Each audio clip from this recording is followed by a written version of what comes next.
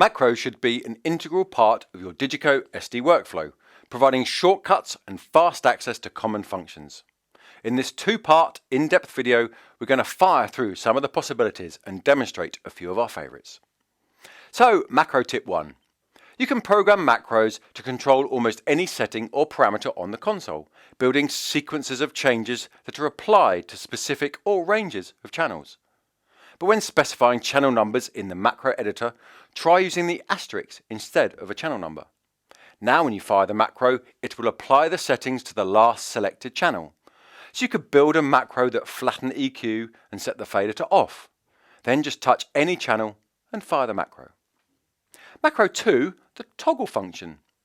We see lots of customers using the toggle function in the macro editor, and it does exactly that, toggles the state of a switch or a setting.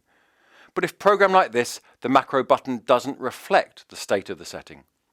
We prefer to use the on and the off functions. This gives each macro button two actions. The on action is fired with the first press, and the off action is fired on the second press.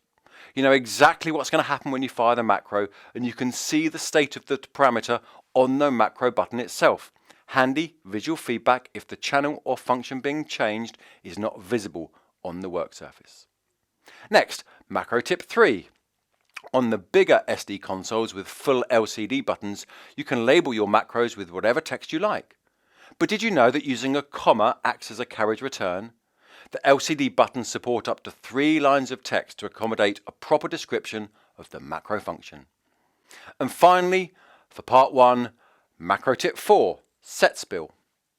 Sets allow us to predefine groups or sets of channels so that we can easily access them at any point in the show. Spilling a set brings those channels together on the work surface in a single temporary bank of faders.